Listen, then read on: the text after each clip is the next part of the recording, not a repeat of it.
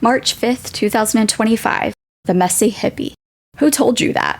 That's not right. Who told you that? Who told me that? I told my damn self. I cracked open a book every once in a while and did some learning. I pulled out my phone and instead of looking at Fox News and doom scroll social media, I researched. I found actual evidence-based information.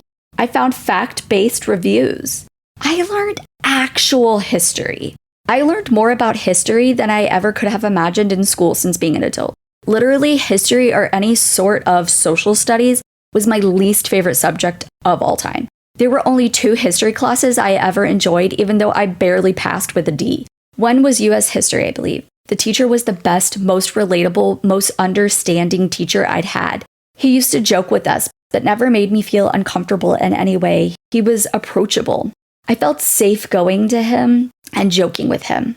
I may not have learned anything from his class due to my own shortcomings and lack of interest, but the lifetime of memories I have from that class, like a friend and her husband meeting in that class when they were, 15, maybe 16, they're still together with 4 kids now. The meeting is a core memory for me. Shout out if you're reading or listening to this. You know who you are.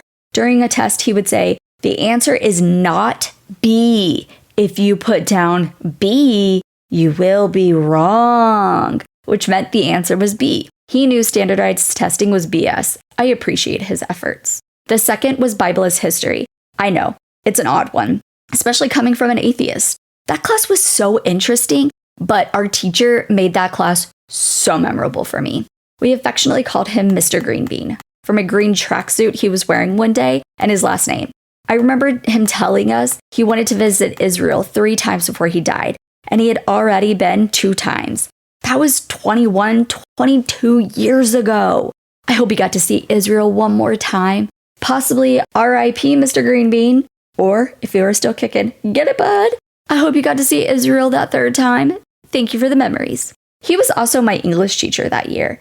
I know he was sick and tired of seeing my face at the end of that semester. But my best friend was in that class as well.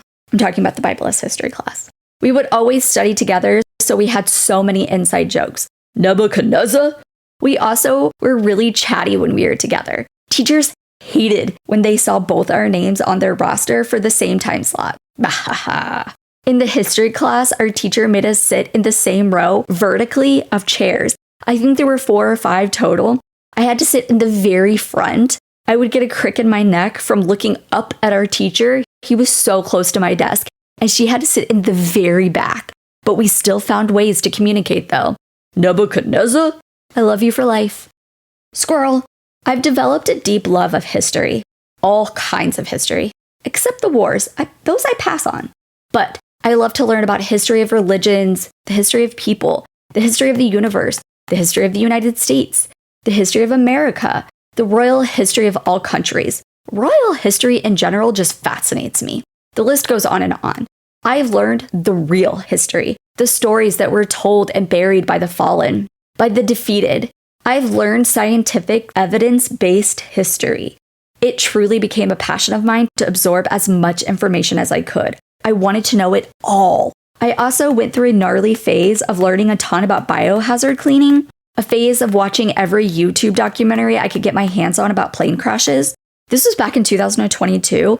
Now this is just eerie given recent events of the world, like planes literally colliding into each other mid-air at an airport in over a decade in our country. Anyway. Then a dark true crime phase where I learned every single thing I could about a case in my state from 2020. I watched the trial, the interviews, I watched the documentaries. I was hooked. It was the Chandler Halderson case, if anyone's curious.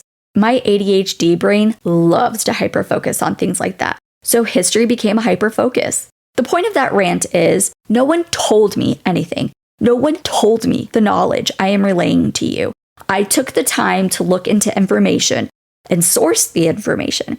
I took the time to truly understand the information by consuming it in different forms in different ways. I took information from those sources and drew a conclusion, aka I used critical thinking. No one told me anything. That is so invalidating to say to someone, so please stop. I just had someone utter those words. Who told you that? It's wrong. To me, and my fight or flight instincts were set off. That is something I used to hear from the most important person in my life at the time when I would try to have an intelligent conversation with them. It was so degrading, invalidating, and rude. No one told me anything. And you saying that makes me feel like a child, like a 4-year-old who misunderstands a rule told to them. I am a grown-ass woman, and I was a grown-ass woman when you used to say that to me, with my own brain, my own thoughts, my own ideas, my own opinions. No one told me what to believe. Side tangent incoming.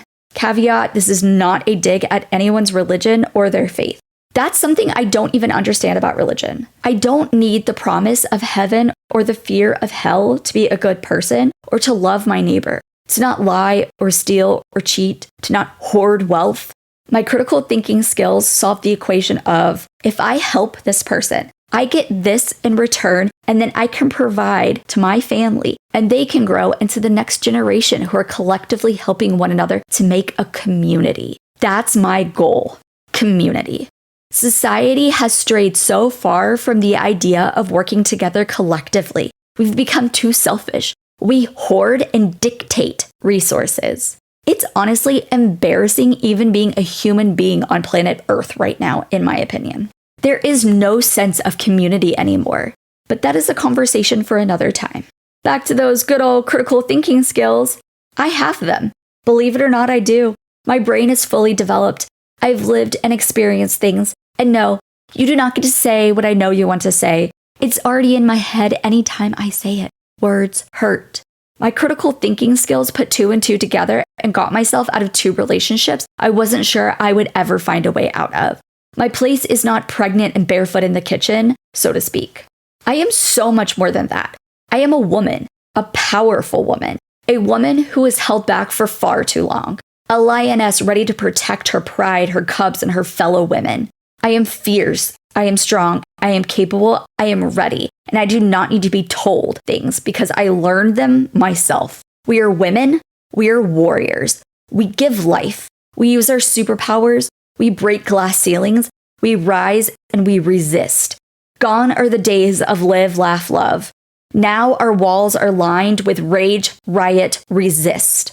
We are teaching a new generation of women to stand up against who told you that. When a woman gives you her knowledgeable opinion, do not assume it is not hers. Do not assume someone told her how to think. Do not assume she does not have critical thinking skills and logic. Then to follow it up with, that's not right, when it is factually correct, it's not a good look. Love and respect women. We help make the world go round. The Messy Hippie. That's the end of this blog. That was a short one. I hope you enjoyed. Thank you for listening or reading. This one will be also put on my Sass and Snark page with additional information, context, some more snark and sass, and just a lot less PC. We'll say that. So if you're interested in that, head on over to Sass and Snark. It will be up eventually. I'll post whenever I get that up. But thank you for listening, reading. If you are listening on the Sass and Snark page, thank you so much for subscribing. I love you all. You're beautiful. You're valid. You're important. The Messy Hippie signing out.